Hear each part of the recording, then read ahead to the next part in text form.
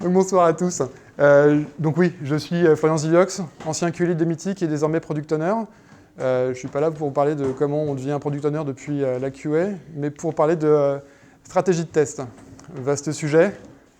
On ne va pas le considérer dans sa globalité, on va juste considérer un instant clé de la stratégie de test, ce moment où elle commence à s'infuser et elle commence à devenir une formule complexe avec énormément d'éléments.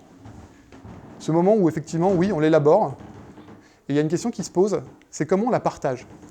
Comment on est capable d'emmener avec soi une équipe, ses managers, d'autres équipes également. Comment, tout simplement, on peut faire en sorte que cette stratégie de test soit démystifiée, qu'elle soit plus pragmatique, plus concrète. Et en d'autres termes, c'est comment on peut la rendre objective pour pouvoir très librement en parler, embarquer des gens avec soi, et surtout mettre en place ce qui sera nécessaire pour la challenger et ce qui nous permettra de l'améliorer en continu. Pour ça, moi, j'ai identifié dans mon passé un piège à éviter. Un piège qui est inhérent à toutes nos interactions. Un piège qui est tellement courant dans notre vie qu'il est dans la morale de nombreuses histoires. Et je vais vous raconter une histoire, celle de Jack le bûcheron. C'est la fin de la journée, et Jack est en train de rentrer chez lui, fier de son travail accompli. Quand soudain, surgit un génie. Et comme dans tout conte de ce type, il lui promet d'exaucer n'importe quel de ses vœux, un seul de ses vœux. Mais là, Jack botte en touche, parce qu'en fait, lui, il est profondément heureux, il vit dans cette forêt, il a sa hache affûtée, il a également cette barbe drue et très virile, et donc il se dit, mais je ne souhaite rien. Et là, c'est l'illumination. Parce que finalement, s'il vit cette situation-là, c'est grâce à une personne, sa femme, et il se dit, mais en fait, c'est elle qui doit être récompensée, et je vais faire un vœu pour elle. Et il décide de se faire allonger le pénis. Voilà. Bon, ok, c'est sans doute un bon bûcheron, c'est pas un mec très romantique. Mais le moment vraiment important de cette histoire, c'est le moment où il exprime son vœu auprès du génie. Il lui dit désormais, je veux que ma verge touche le sol. Et le génie lui dit, ok, pas de souci. Et il disparaît en exaucant son vœu. Mais comment il l'exauce? Il lui raccourcit les jambes. Et c'est ce moment où, en fait, lorsque Jack exprime son vœu depuis sa propre perspective, qu'il ignore la perspective du génie qui n'a pas de jambes. Et le génie, lorsqu'il exauce, il exauce depuis sa propre perspective, qui se dit « Ok, il va avoir les jambes plus courtes, c'est ça qu'il souhaite. » Ce qui fait que, parfois, on essaie d'échanger avec quelqu'un et qu'on n'arrive pas à se comprendre, parce que nos points de vue, plutôt que de se rencontrer, se percutent et s'opposent. Ça a un nom. Ça s'appelle l'idiosyncrasie. Alors, je vais m'arrêter là avec les mots compliqués, parce que quand quelqu'un prend la parole pour sortir ce genre de termes beaucoup trop compliqués pour lui, il a tendance à me perdre. Donc ce soir, on va préférer un synonyme. La subjectivité. Mais pas n'importe quelle subjectivité, la subjectivité qui naît de nos expériences. Je m'explique. Chaque jour, au fil de vos rencontres, au fil des activités que vous pratiquez, au fil des œuvres que vous découvrez, vous accumulez de nouvelles expériences. Moi, je le fais aussi, c'est chacun vit ça. Ces expériences, plutôt que de rester isolées, elles se mettent en réseau. Elles tissent un réseau très complexe. Et ce réseau, c'est ce qui définit notre individualité. Et c'est de cette individualité, ce qui nous définit, que naît la subjectivité. Pourquoi? Parce que la réalité, telle qu'on l'aperçoit, elle est directement influencée par nos expériences. Tout à l'heure, Jack formule un vœu.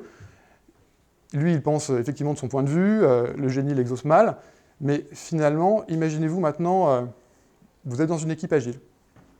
Vous êtes QA, product owner, développeur, et vous parlez à un autre membre. Finalement, vous rencontrez à ce moment-là quelqu'un qui a une somme d'expériences totalement différente. Et vous allez devoir composer pour pouvoir communiquer avec lui. Ça semble simple au quotidien, et pourtant, sur des points précis, et notamment la qualité, ça bloque. Tout ça, moi, dans mon expérience, ce que j'ai fait, c'est que j'ai souvent exprimé ce que je voyais dans la qualité depuis mon propre prisme en tant que QA, d'abord analyste et ensuite QA lead. Et le développeur en face, il voyait ça de son propre prisme aussi. Et quand je lui disais la qualité, c'est l'affaire de tous, et que je sous-entendais tu vas m'aider à tester, lui, il comprenait quelque chose de complètement différent. Et alors, bien souvent, la facilité, c'est de dire « Putain, mec, tu le fais exprès, en fait. C'est de la mauvaise foi, tu le fais exprès. » En fait, pas que. Non, c'est juste cette subjectivité qui s'exprime à ce moment-là. Et pourtant, cette subjectivité, ce moment où ça bloque, c'est crucial. C'est crucial pour la qualité, mais c'est crucial également dans votre équipe. Parce que on est en mode agile, et la première règle du manifeste agile, c'est favoriser les interactions entre les individus, au-delà des processus, au-delà des outils. Du coup, ok, je ne vais pas essayer de révolutionner tout ça de manière générale, je vais parler encore de qualité. Comment on peut se débarrasser de cette subjectivité qui surgit lorsqu'on est en train d'échanger dans une équipe sur la qualité avec un autre membre. Bon, j'ai pas de solution miracle en fait. J'ai pas de solution miracle, mais j'ai un outil. C'est ça. Moi, je l'appelle What's My QA. Qu'est-ce que c'est exactement? C'est un jeu de cartes très librement inspiré de Moving Motivators. Un jeu de cartes avec 11 cartes. 11 cartes qui incarnent chacune un pôle important, un ingrédient important de toute stratégie qualité. On va les passer en revue rapidement, juste pour que ce soit clair pour chacun d'entre nous. L'automatisation. Déjà, est-ce que dans notre équipe, on va décider d'enclencher une démarche d'automatisation? Est-ce qu'on va se dire, oui, c'est par là qu'on veut aller? Et surtout, comment on va le faire? Est-ce qu'on va laisser ça aux développeurs ou est-ce qu'on va vraiment impliquer la QA à l'intérieur? Et puis, à l'extrême inverse, ce que j'appelle le test scripté, c'est ce test un peu très très bête dans lequel on exécute manuellement un cahier de test. Est-ce qu'on va continuer à faire ça? Est-ce qu'on va le faire dans notre équipe? Est-ce qu'on va rédiger des UAT, des User Acceptance Tests, et surtout, est-ce qu'on va les rédiger en mode 3 amigos, où un développeur, un product owner et un QA se réunissent pour pouvoir se challenger sur ça? Comment on va aborder notre non-régression? Là, c'est une carte totalement dédiée à la non-régression à manuel, et si je l'ai mise, c'est parce qu'elle a beaucoup de sens pour Mythic, qui a longtemps fait essentiellement de la non-régression manuelle, et c'était une vraie douleur. Comment nous, on va la faire, notre non-régression? Est-ce qu'on va mettre de la non-régression manuelle, notamment? Le monitoring, est-ce qu'on va choisir de détecter des anomalies depuis des logs en ayant des dashboards très performants qui nous permettront, oui, de voir immédiatement un bug simplement sans avoir besoin de tester? Est-ce qu'on va mettre ça en place? La validation des specs, quelque chose qui a beaucoup de valeur pour moi en tant que PO désormais, c'est est-ce qu'au moment où je rédige mes specs, est-ce que le QA va venir me dire « Ok, mais est-ce que tu as pensé à la testabilité? Est-ce que tu as pensé à ces cas-là? Est-ce que tu as finalement vraiment envisagé tout ce qu'allait être le périmètre fonctionnel de ta nouvelle fonctionnalité ?» Et ça a beaucoup de valeur pour moi. Et est-ce qu'on va le mettre en place dans l'équipe, par exemple? Est-ce qu'on va permettre à la QA de s'exprimer sur les spécifications que fait le PO? Le risk management, est-ce qu'on va mener régulièrement des ateliers de risque sur les nouvelles fonctionnalités pour anticiper les risques qu'on va prendre sur l'existant? Et effectivement, à ce moment-là, bâtir ce que seront les tests. Est-ce qu'on va avoir besoin d'une énorme documentation, sans doute rédigée par la QA, une somme de 4 tests très riches? Est-ce qu'on va faire ça? Le bug tracking, comment on va identifier et surtout loguer nos anomalies? Est-ce qu'on va avoir un outil précis? Est-ce qu'on va décider de faire en sorte que les anomalies soient désormais dans notre backlog commun, ou est-ce qu'on va faire un backlog à part, un backlog de bugs? Le feedback produit, à un moment, on se retrouve à tester et on se positionne depuis un angle très utilisateur, et c'est le moment où finalement, c'est le meilleur moyen de challenger le produit. Est-ce qu'on va se dire, tiens, finalement, l'expérience, elle n'est pas aussi bien qu'on l'avait espéré, parce qu'on voit dès les tests que j'aurais voulu avoir ça, j'aurais voulu avoir ça. Est-ce qu'on va s'autoriser à dire directement qu'on va challenger nous-mêmes le produit pendant ces périodes de test? Et puis, autre chose, du test exploratoire, du test manuel qui a une très grosse valeur ajoutée, qui n'est pas forcément toujours facile à mettre en place, parce que ça demande un mindset particulier. Est-ce qu'on va s'autoriser, surtout est-ce qu'on va vouloir promouvoir du test exploratoire? Donc 11 cartes, 11 pôles, et effectivement, ça englobe une grande partie de ce qui pourrait être les ingrédients d'une stratégie de test. Comment ça marche? Très simplement, vous prenez individuellement ces 11 cartes, vous les mettez devant vous, et vous tracez une flèche avec deux extrémités. Une extrémité où se trouve ce qui a le moins de valeur, ce sur quoi vous allez consacrer le moins de temps possible, et sans doute ce que vous allez essayer d'oublier un jour. Et puis, à l'autre extrémité, là où va se porter l'effort. Là où on va décider naturellement de se dire « Ok, c'est ça qui va nous permettre d'aller là où est notre objectif », que ce soit le zéro defect ou quelque chose encore au-delà, où finalement le niveau de qualité du produit challenge l'expérience, va vraiment au-delà. Quand vous avez tracé cette ligne qui est vraiment dans votre tête, hein, vous ordonnez vos cartes, vous les classez, pour avoir une hiérarchisation avec une carte 1, une carte 2, une carte 3.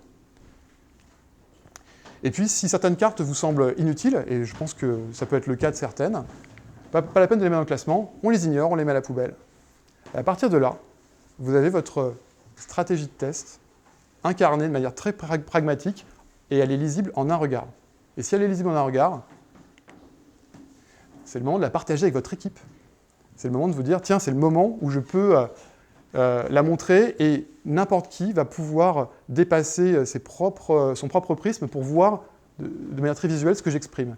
Et puis ces cartes-là, elles ne sont pas réservées à un QA, elles sont pour toute l'équipe.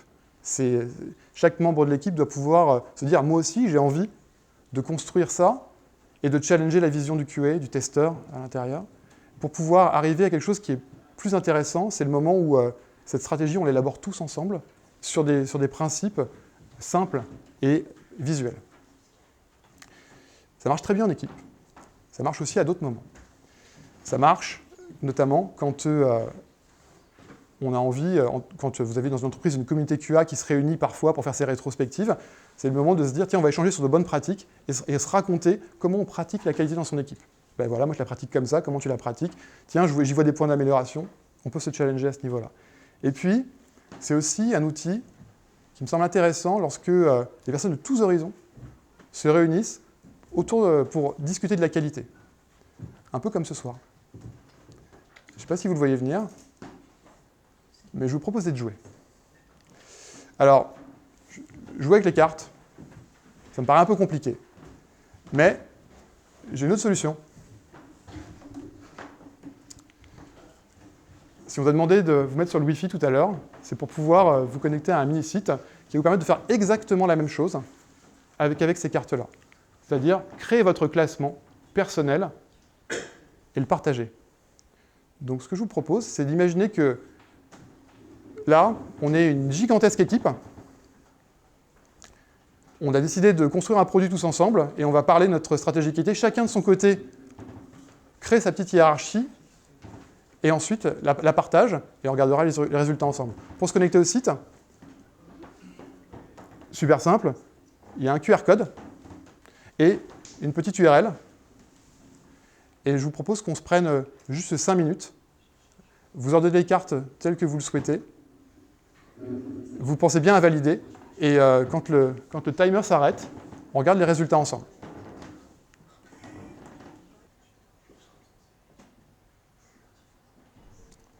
OK. Donc le temps est écoulé. Tout d'abord, merci d'avoir joué à ce jeu-là. Et parce que ça a un peu de valeur, on va regarder les résultats ensemble. Hop. Voilà. Je vous demande une seconde. Donc on a été 38 à jouer cette fois-ci. On va pas regarder les réponses individuelles. Hop. Alors, qu'est-ce qui a le plus de valeur? Ça, c'est le classement que vous avez construit vous-même. Et donc, on peut le détailler. Et je trouve ça très intéressant, c'est que vous avez ce mindset qui est la qualité, elle se fait surtout en amont. Parce que finalement, vous êtes dès l'élaboration du projet, dès le cadrage du projet, en train de dire qu'effectivement, ça va être là que se trouve toute la valeur. C'est à ça qu'on doit consacrer du temps. Et surtout, la troisième chose, c'est les UAT, en troisième place. On est déjà, effectivement, dans l'idée de construire une relation très très forte avec le produit pour pouvoir améliorer la qualité de l'équipe. Ok, je vais juste regarder s'il y a des choses qui n'ont pas du tout été prises. Non. En revanche, effectivement, on est plutôt d'accord sur le fait que, désolé, je vous ai un peu influencé tout à l'heure, sur le fait que faire des tests manuels qui suivent un cahier de test, ça n'a aucune valeur. Le fait de faire de la non-régression complètement manuelle, ça n'a aucune valeur. Je suis surpris qu'il n'y ait pas de plus de valeur sur le test exploratoire, mais ça ne me regarde pas. Et j'espère que vous allez être vraiment bon en automatisation. La non-régression manuelle, ça peut avoir de la valeur quand on veut prendre en compte les critères géographiques, quand on a des testeurs distribués au niveau du monde. D'ailleurs, je pense que c'est le bon moment d'entamer avec les questions et surtout les commentaires sur ce que vous voyez. Parce que je pense que moi j'ai fini. Ouais. La non-régression, les tests de non-régression, ils peuvent être faits non manuellement.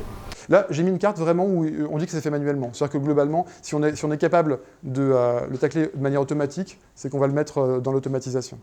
Je pense que l'une des premières valeurs de l'automatisation, c'est d'arrêter de retester la même chose, en fait. Je ne sais pas si je vais pouvoir vous faire un écran complet. Tac. Ah, ça va être un peu compliqué. La carte automation, c'était la QA participe à la démarche d'automatisation. Ouais, c'est-à-dire que globalement... Ouais, c'est ça. Effectivement, cette carte-là, elle est un peu tricky. C'est qu'aujourd'hui, on est dans une logique où l'automatisation, elle est souvent pratiquée dans les équipes. Mais ça, pour l'avoir vécu, là je parle de mon propre retour d'expérience, ça a été un temps le territoire préservé de certains développeurs qui étaient persuadés de connaître la vérité à ce sujet-là, ce qui nous a appris surtout qu'ils étaient très mauvais pour anticiper où se trouvaient les risques. Ouais, tout à fait. Sur d'autres questions, on passe à la suite. Juste une, s'il vous plaît. Il y a quoi à peu près comme outil de monitoring Qu'est-ce qu'il y a comme outil de monitoring? Je pense qu'il y a des choses comme Kibana, qui est vraiment utilisé par les développeurs, mais qui est effectivement un outil très très bon. On a par exemple chez Metic un analyste QA qui trouve énormément d'anomalies depuis Kibana. Ça, c'est un bon exemple.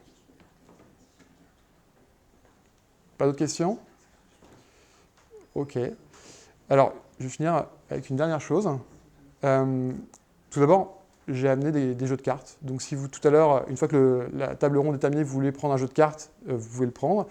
Et je disais juste, oui, donc je mettrai le lien, c'est complètement gratuit, vous pouvez le télécharger, depuis demain depuis la plateforme Meetup. Et c'est également disponible sur mon profil LinkedIn. Si vous les utilisez chez vous, et ça m'intéresse, je veux bien, même si c'est très court, un tout petit retour d'expérience. Qu'est-ce qui a marché, qu'est-ce qui n'a pas marché? Vous allez voir que les cartes, il y a une chose que je n'ai pas explorée là, c'est qu'il y a 2 cartes vierges dans lesquelles on peut mettre des choses qui n'appartiennent qu'à notre vision à nous et qui ne sont pas, qui permettent de montrer que la qualité, en fait, on peut la faire de manière très différente. Excuse-moi, oui. Tout à l'heure, tu parlais du QA qui parle au développeur qui dit la qualité, c'est l'affaire de tous. Ouais. Et ici, dans ces cartes, le développeur, il va regarder ça, il va se dire, oui, mon rôle. Il va QA, il va regarder, il va... Ouais. Et du coup, là, il va se dire, oui, il va rien faire. Sauf que jusqu'ici, en fait, ça sous-entendait que la stratégie de test, elle était élaborée uniquement par le QA. À partir du moment où tu embarques les gens, effectivement, c'est le meilleur moyen aussi de communiquer sur le fait que si on fait du test manuel, par exemple, ce qui apparaît tout en bas, c'est de se dire, bah oui, mais si on fait ça, je ne vais pas le faire tout seul en tant que QA. Tu vas devoir m'accompagner. C'est aussi... Il ne faudrait pas y voir la vérité complètement écrite sur 11 cartes. C'est la première clé pour pouvoir échanger plus facilement.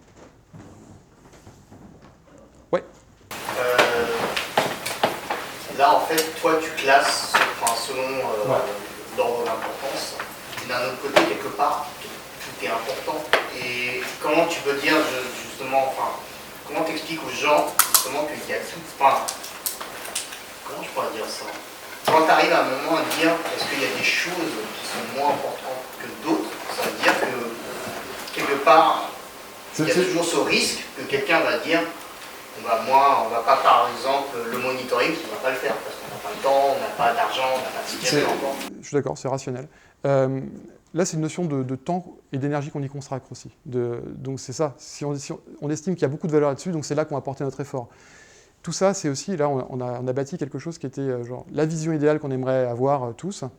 Il y a la réalité et la vision idéale. C'est juste dire, voilà, c'est ça qu'on veut faire, comment on s'en donne les moyens, quels sont les premiers steps à mettre en place. Et par exemple, si on se dit que les premiers steps, c'est que la validation des spécifications doit être faite par la QA, ça veut dire qu'il faut déjà créer des rituels qui permettent ça. Ça, c'est le premier. C'est ça, en fait, c'est quel est le plan une fois qu'on a ça en tête. Et effectivement, un pas après l'autre, Il y a des choses qui ne pourront pas être faites immédiatement. Une bonne stratégie, ça ne se déploie pas en 6 mois. Ça met un peu plus de temps. C'est juste permettre à l'équipe de s'impliquer et de s'en emparer naturellement. Oui. Est-ce que tu penses que comme les moving motivators, la stratégie que tu as établie peut bouger dans le temps, que c'est pas figé dans le marbre et que... Absolument. Il y a vraiment tu peux l'utiliser aussi. Donc là, on a conçu une vision idéale. On pourrait déjà commencer par construire, si on était vraiment une équipe, se dire comment on la pratique aujourd'hui. Voilà, on l'a fait comme ça. Comment on veut la faire demain? Et effectivement, ça devient une sorte de manifeste. C'est moi. C'est une sorte de manifeste. C'est se dire, OK, on a en tête, voilà où on en est, voilà où on veut aller, comment on va se le faire. Et effectivement, ça doit évoluer. C'est pour favoriser l'amélioration continue, ça ne peut pas être gravé dans le marbre. C'est juste pour ça d'ailleurs que les cartes sont juste des cartes en papier, elles ne sont pas aussi importantes. Oui. Du coup, là, l'ordonnancement des cartes, c'est par rapport à un plan de ce qu'on veut faire. Ouais. Donc, contrairement au Moving Motivator, où c'est plus un état des lieux, et puis on va dire ce qui a oui, bien c'est très librement inspiré de Moving ouais, Motivator. Mais du coup, là, c'est vraiment, en fait, en premier, c'est ce qu'on veut faire. C'est ouais. pas ce qui est le plus important, au final. C'est ça. C'est ce qu'on veut faire. Ouais. Okay. Oui. Alors, du coup, c'est plutôt au niveau de l'expérience, comment ça a été accueilli par vos équipes, enfin les équipes produits, du coup, cette démarche. C'est quelque chose qui a été assez facile ou du coup, il a fallu un petit peu les accompagner? C'est vraiment dommage parce que c'est pas moi qui ai le meilleur feedback à ce sujet-là. Le meilleur feedback, c'est Daphné qui l'a fait chez Mappy. Ouais. Et ça marche très bien. Parce qu'effectivement, ça se termine. Ah oui, il y a aussi Mimoun qui l'a pratiqué chez Back Market. Ouais. Donc ouais, il y a vraiment c'est pas moi qui ai le meilleur feedback parce qu'au moment où j'ai eu cette idée-là, j'étais en train de switcher de la QA vers le product. Mais donc oui, aujourd'hui, c'est ça qui m'intéresse aussi, c'est pour ça que je suis vraiment intéressé par tous vos feedbacks parce que moi, je vais le faire vivre en tant que product owner dans mon équipe.